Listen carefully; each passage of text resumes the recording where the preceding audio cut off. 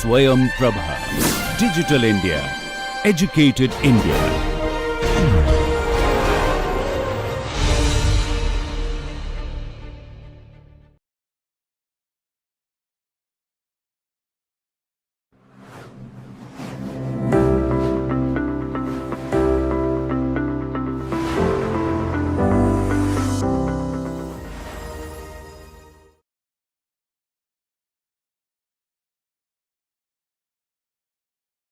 Hello and welcome to a lecture on role of public policy in administration, statutory corporations and public sector undertakings. Now, before we proceed into the administrative, the statutory corporations and public sector undertakings, let us understand the primary concern with regards to public policy and why is public policy so important for a robust country like India. What are the parts of public policy? What are the various dimensions of public policy and the significant role that it plays in the nature and functioning of the government? Now, if we go by the definition of public policy, the definition of public policy has been given by various authors and public policy academicians. However, the definition that we would be seeing are a couple of them, and we would interpret as to what public policy is and its significance. First off, Robert Eystone said, the relationship of government unit to its environment, whatever government chooses to do or not to do. Proposed course of action, government providing opportunities in overcoming obstacles to reach a goal. Thus, public policies are governmental decisions. But does it end here? Absolutely not. It goes a step ahead and sees as to how does the government function. So the manner in which a government function is determined on what policy the government of the day is applying. Now, it can be for various facets and for various reasons. Now, the relationship of the government with its environment means with its people, with the other bodies that are there in the government. There is a central government, there is a state government, then there are governments in the rural sector, the panchayats, so on and so forth. Now, how does this entire ecosystem work? This is the backbone where the public policy of the government comes into picture. Now, as it's mentioned in the last point of the slide, whatever the government chooses or to do or not to do. Now, this choosing of the government is not a one-day thing. This choosing of the government is based on a policy that it works upon. So it is the undertaking of the policy primarily, and then how the government actually thinks to act in a particular direction. That is what matters most in the public policy domain. Now, if the government wants to change a particular course of action, providing opportunities and overcoming obstacles to reach a goal, how will the government actually achieve? It is determined on the manner in which the government focuses its public policy to be. So the definitions may be quite small, but the interpretation of public policy is quite large. So if there is a question on how public policy is determined or what is the importance of public policy for nation building, it has a multi-dimensional approach because the entire functioning of the nation depends on the nature of the public policy and how the government of the day is planning out its public outreach. So public policy and public outreach, both of them, they play a significant role in this direction. Further, the activities that the government undertakes in order to provide various welfare schemes, it is again based on the ideology and how the government wishes to function. And every government around the world has a course of action. They do plan a course of action. Again, what is it based on? The public policy that it has determined that this is the policy that the government will be focusing on, or this is the manner. If suppose I'm the government, then the approach would be, this is the manner in which I am going to give the welfare schemes to my people. It would be children centric, it would be woman centric, it would be elderly people centric. The elderly citizens, they would be at the forefront of my policies. So all these are policy decisions. But to take these decisions, there is a wide range of institutional happening and people and brains that are involved.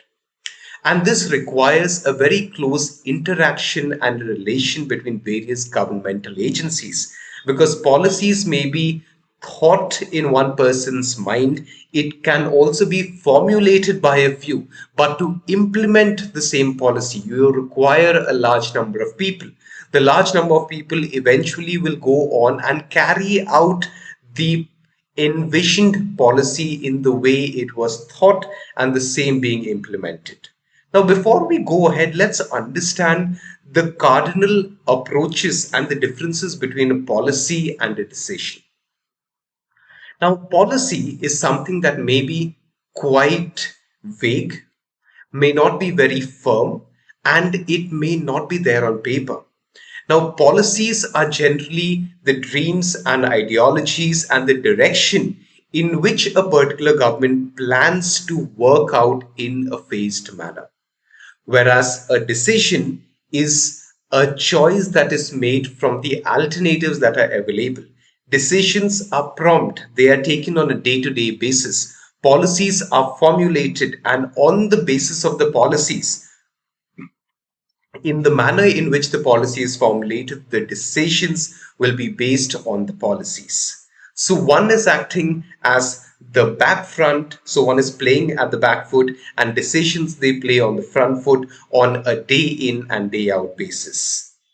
Policies include a series of decisions. Only then you can arrive at one particular policy that the government of the day decides to take it forward.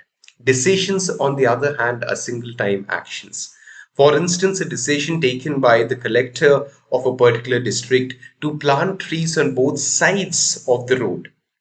Now, this is a decision, but it may be based on a policy that we will ensure that our people do not face any kind of difficulties. There is a rise in temperatures. We will ensure that if there are bypasses, or if there are the common people who are walking on the footstep, they get tired, there are benches, there are proper footpath, and there are roads, and there are trees that provides a shade. So this is a policy initiative that is being taken care of by that one decision of the collector through a single time action.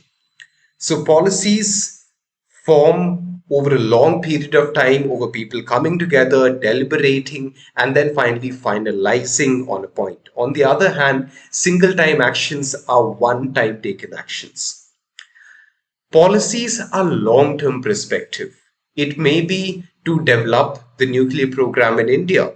Now, when the ISRO was being formulated, or when the space program was being formulated in India during the 1950s, there were debates from both sides. There was Professor Vikram Sarabhai, who wanted that India leads into the space rush, that India also joins the space club. And there were other people in the cabinet and in the government who were focusing on the point that we and majority of the people in India do not have food, clean water, and shelter. So when you do not have food, water, and shelter, a proper shelter, why do we want to focus on things that are not currently important? But if we see what Professor Sarabhai or Dr. Sarabhai, who is known as the founding father of India's space program, what he started then today is a robust organization in our country, one of the leading space organizations in the world, the Indian Space Research Organization.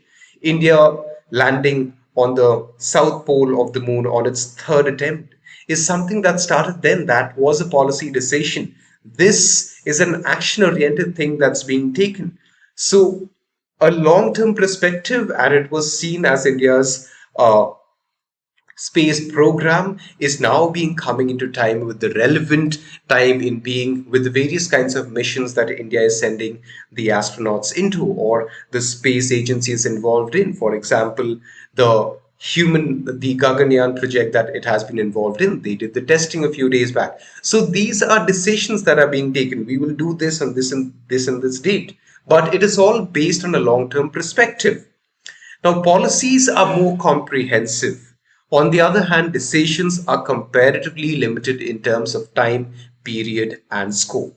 As mentioned, decisions are time bound. You need to take a time bound decision. If there is a flood in a particular area, you need to take a time bound action as to we need to send the lifeguards, we need to send people from the rescue missions, we need to send the National Disaster Authority forces out there. If we need help of the armed forces, we need to send them.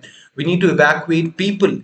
This needs to be done on a fast paced manner. Decisions needs to be taken very quickly because you want the decisions to bear a result. Whereas policies are more comprehensive. Policies are more like, if there is a natural disaster, which are the forces which are actually going to be at the forefront to respond during the policy or to respond during a natural calamity. So if we analyze and if we see, policies in short are long-term planned projects, decisions are in and carried out during the same project by taking day in and day out, yes and no, or go ahead or don't go ahead. So the green and red flags.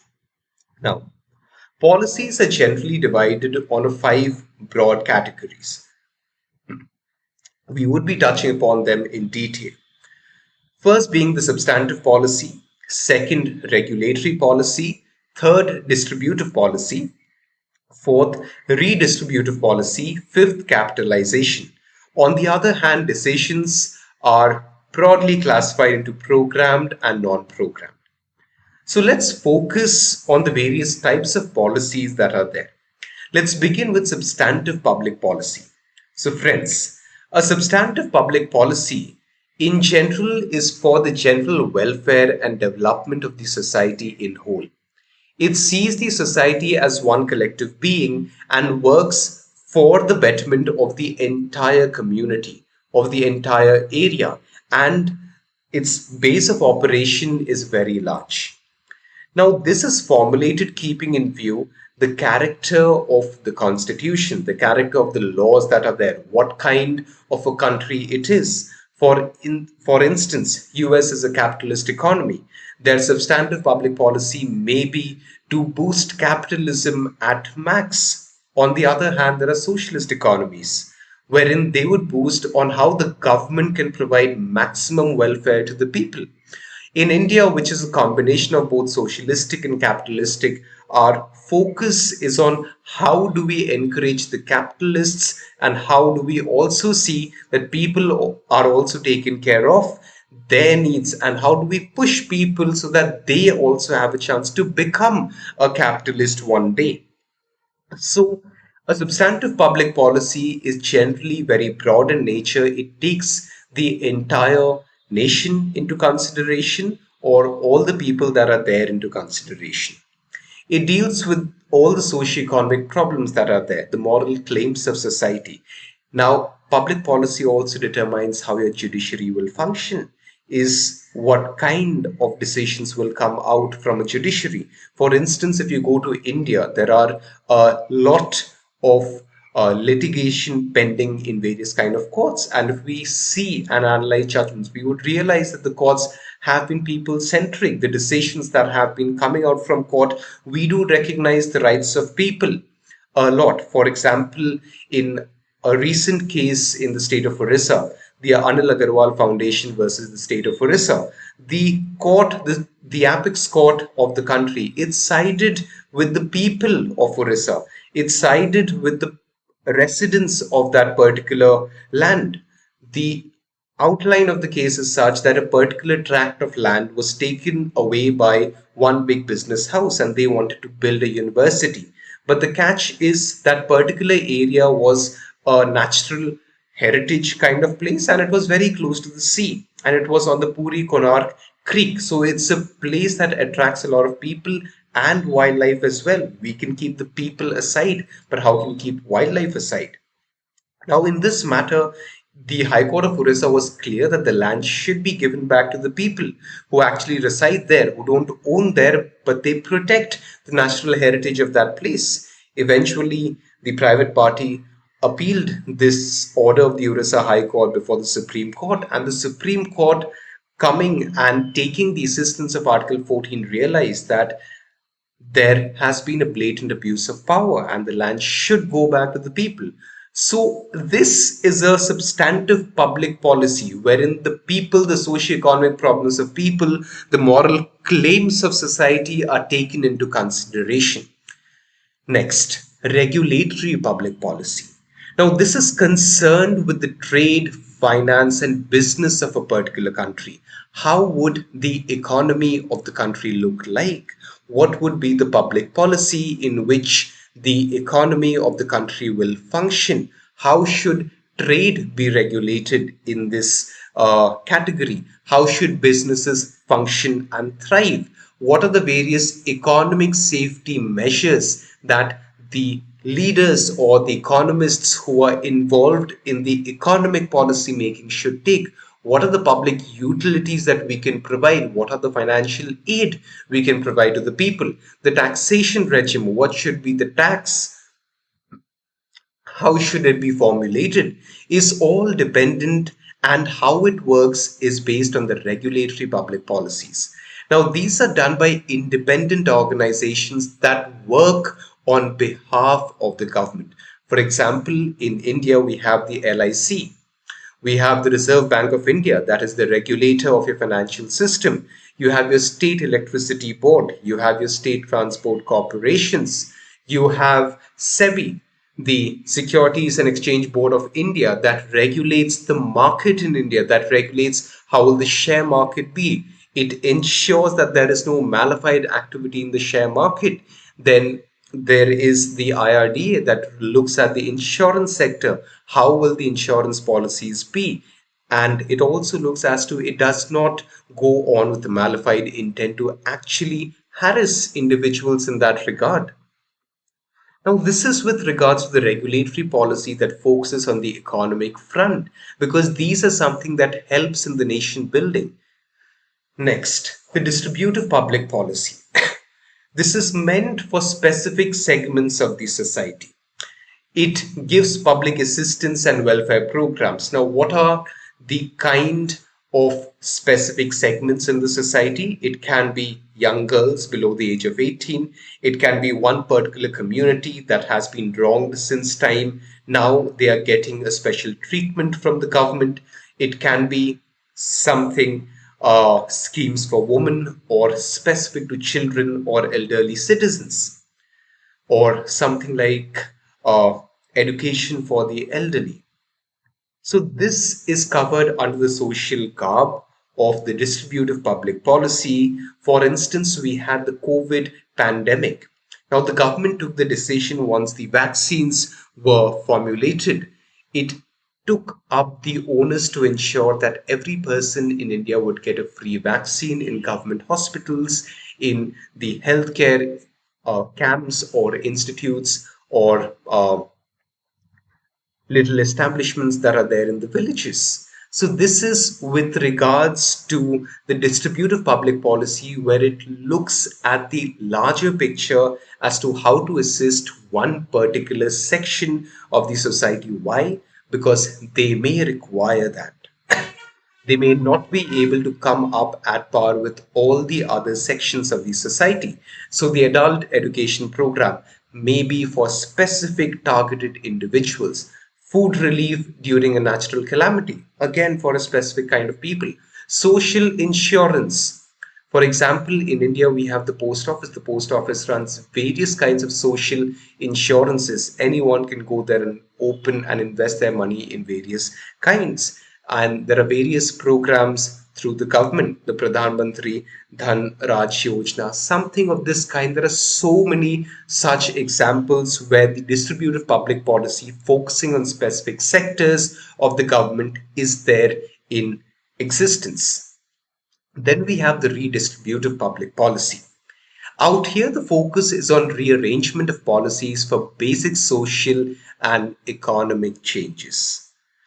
So the outreach is for public goods and welfare services disproportionately divided, and how the same can be streamlined. So this looks for rearranging policies. Why? Because one particular segment has already benefited from it, and now it is time for the government to look beyond this and see how this can grow further. Then we have the capitalization public policy. The capitalization public policy mostly provides financial subsidies granted by the union to state and local governments. Now, there are various schemes of the central government wherein they provide subsidies to the state governments and the local governments for them to take loans, for them to take various kinds of initiatives for the welfare of the people in that particular state. And these subsidies are granted by the central and state undertakings or some important spheres if necessary, and they may be different in nature.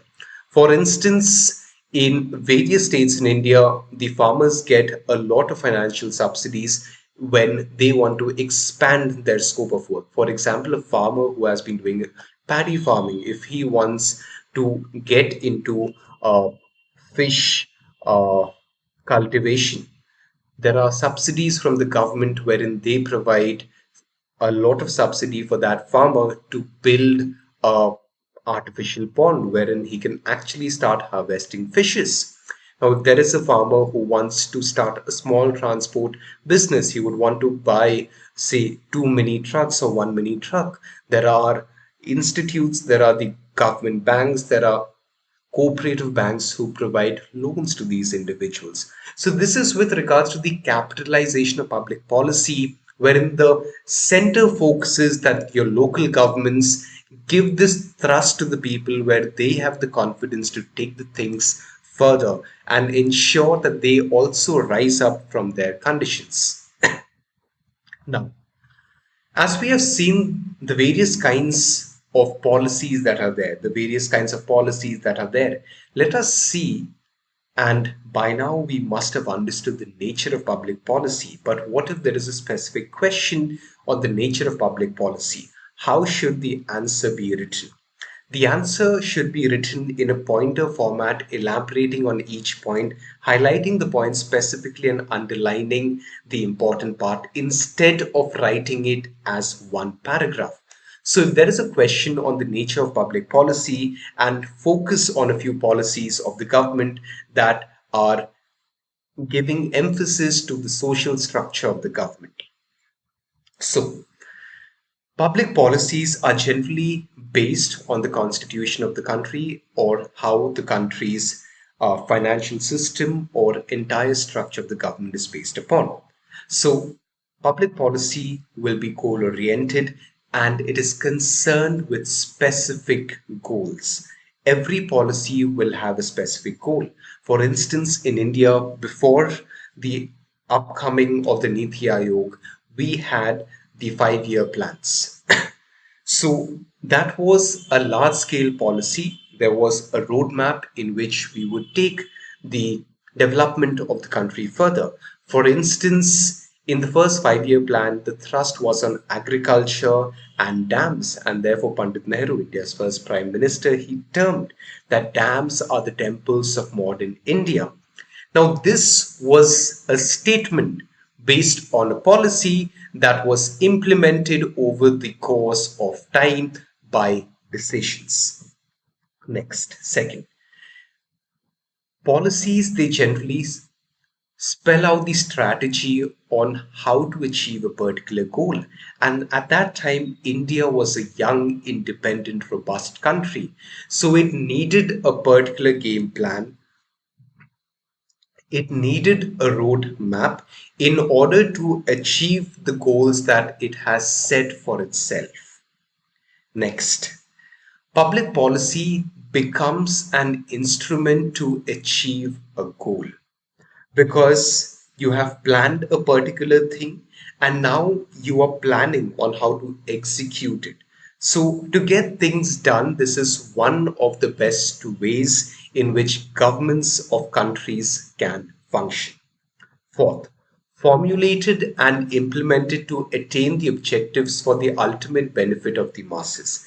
As we had discussed previously, the outcome or the focus of a public policy is generally on its subjects. These subjects are the primary concern and the primary people who would be dealing with public policy on how it should be formulated. So the government's scheme will be focused for the masses. Next, it looks for the collective good of the greater number. It does not focus on individual or singular numbers. It focuses on larger people and larger numbers. And ultimately, government actually decides on how should it be taken further. It chooses its path to take it further. And this takes form in various kinds of ways through laws, the legislations that the government passes, the ordinances that the government comes up from time to time, the court decisions, the executive orders, and in general decisions of the government.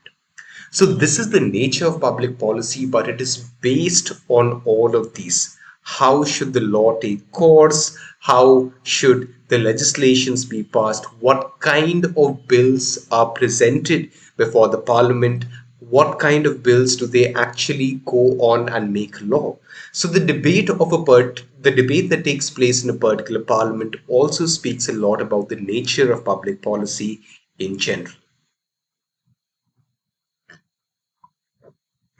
Now, as we can see, public policy as is generally something that guides the government of the country on how the administration of the government should function. How should the various branches in the government function? The classes of issues that are there. If there is an issue that arises within the government department, how should it be resolved? This may seem as something as an adjudicating process, but it is more on the lines of how the same should actually be administered and reached at a particular conclusion. This entire process is formed at the backdrop of something that is the policy at large, the policy decisions. How are the policies? What are the policies of the government? And how does it actually look forward to implement the same? Now, policies, it depicts the concern of the government. When you analyze the various policies of the government, you can understand what kind of government it is. What is it the government is actually trying to cover up, or what is it the government is actually trying to achieve? And it shows that what are the problems the government is focusing on, which is by far one of the most important element in public policy.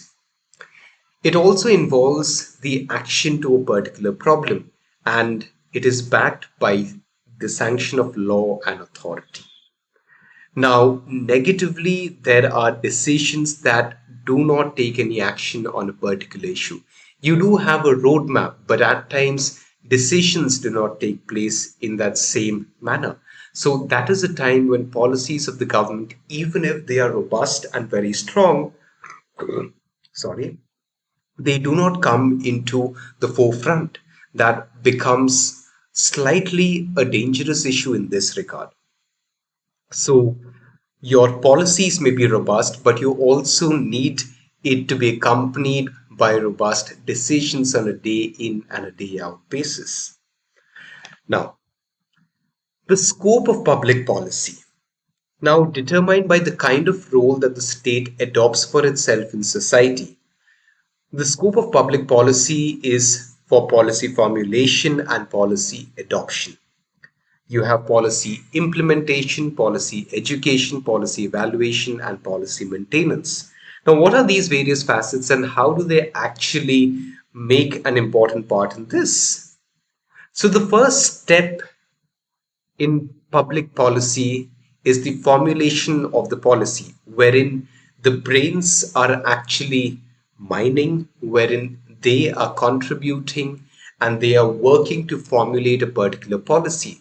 For example, we have a scheme of the government of India on the Atmanirbhar Bharat. Now, this is a scheme of the government of India, the self-reliant India. Now, there needs to be a formulation for the policy. So there will be people who would be involved to formulate a policy as to how the government will take forward the idea of a self-reliant India. Now, a group of people will research and formulate this policy. Once the policy is formulated, it will be presented to the government, wherein the government will analyze the policy. If it is good, it will then adopt it. Now, once the adoption of the policy is done, the same needs to be implemented. How is the policy implemented? Through various rules, ordinances, legislations. It is up to the government. Now, once the policy is implemented, the policy also needs to be preached to the people. This is where policy education comes in. Now, the outreach of the government policy has taken place. So the government will actually approach various people and the various masses of different categories. It will see as to which segment of the society will benefit from this policy, and it will, in a similar manner, focus or give its thrust to those kind or to those category of people. Then, once the policy education is done, the government will analyze as to how the policy is being received by the people, and then you have policy maintenance. So it's the six broad steps in which your policy actually functions.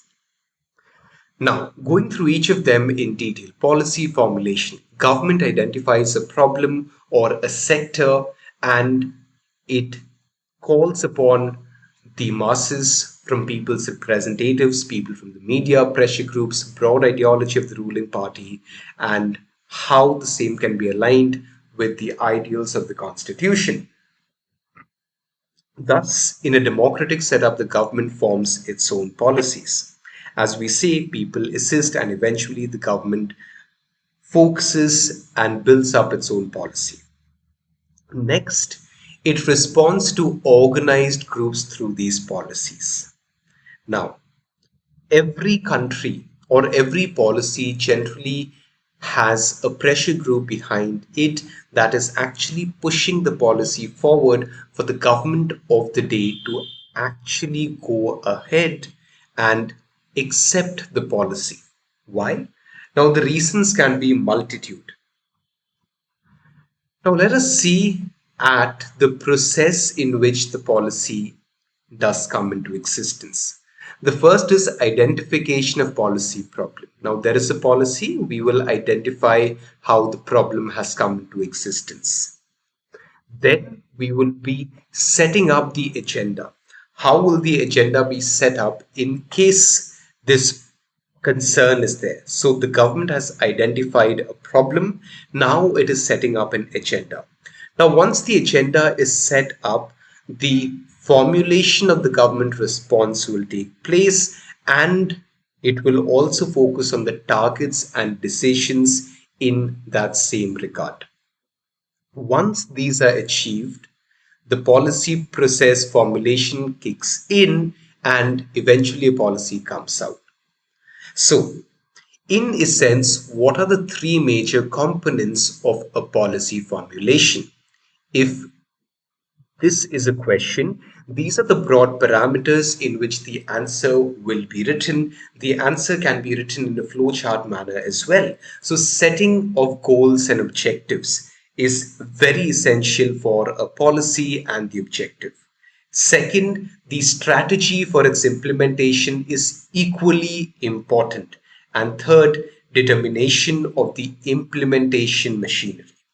So, under the setting of goals and objectives, the problems will come in. Why is this policy required? What would be the broad objective of this policy? And what is the goal that the government is eventually trying to achieve would come under this sector? You can give various examples with the concerns that are going on in India. For instance, the example that we just discussed with regards to the Atmanirbhar Bharat. Then you have your strategy for implementation. How will you be implementing this policy once it comes into picture?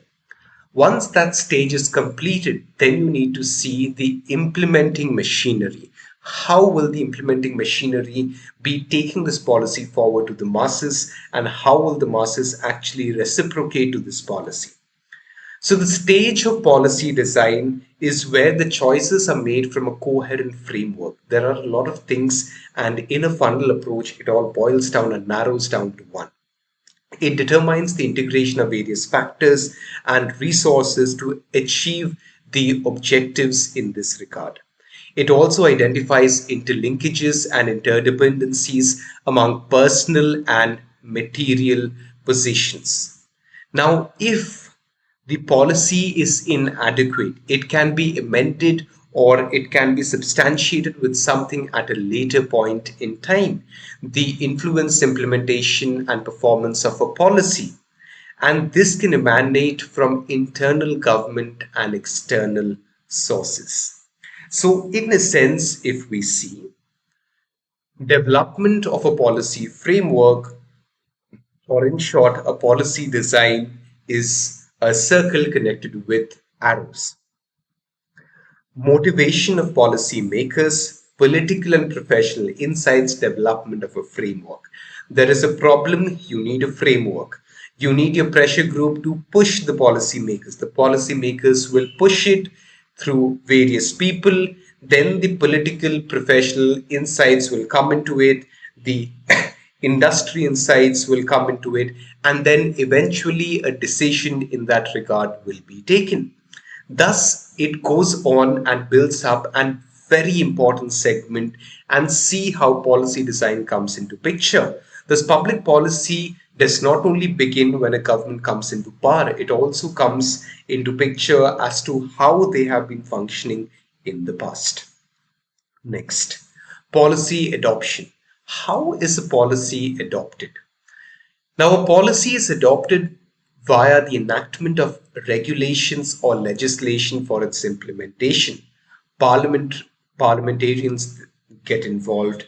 It involves the state machinery in case of a national policy. Now, there is the water policy in India. Now, it said it is a vision document on how actually every household in India will receive a tap connection, a water connection. How will it receive the same? Now, this is a policy initiative, the National Water Policy of 2012, I suppose. Now, this policy is backed by the Jal Jeevan mission of the government. Now, under the Jal Jeevan mission of the government, it is the mission of the government to provide every household with a fully functioning, clean tap water. Now, we see the policy, the National Water Policy, then we see the mission that the government undertook, and then the government undertook the decision to give water to every household. Thus, it is a cycle in which every machinery of the government gets involved.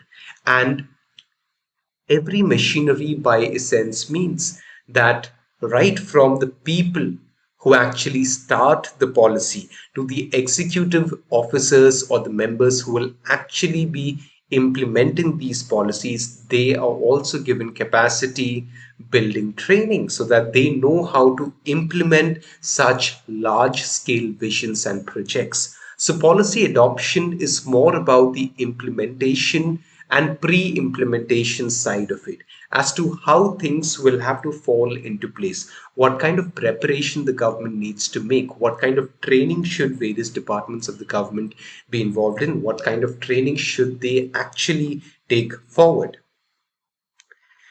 Then we have policy implementation.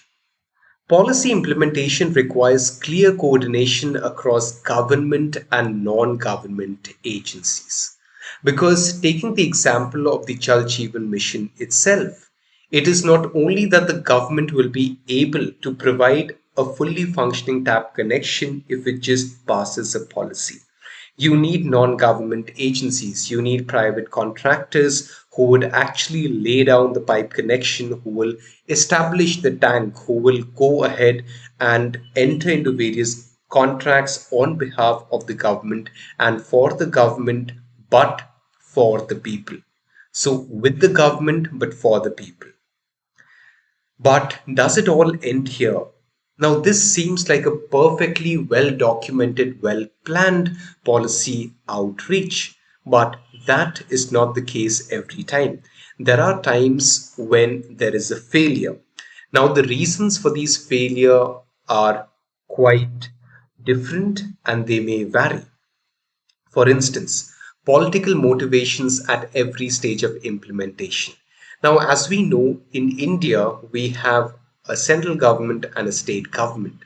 Now, this is a policy that every household should get clean drinking tap water or a fully functioning tap water.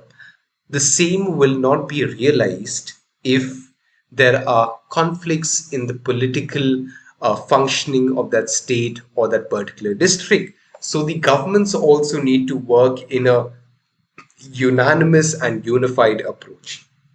Now, this hampers the autonomy and flexibility of implementers in accomplishment of various tasks because such large projects, they would require the government to take a lot of permissions and the government to give a lot of permissions to the non-government agencies. For example, contractors would require the permission to dig the road, to lay down the pipelines, and this needs to be passed by the government.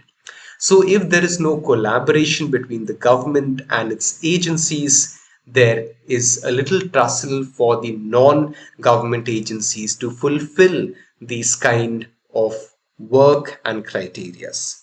Then, bureaucracy, lacunae in necessary professional skills. Now, there are many procedural delays, as we all know. At times, files get stuck for months and months and they are not cleared. So, this ensures that the policy is not being taken into proper action through decisions. Then there is lack of resources on the personal front, financial and technical front, then lack of response from target groups.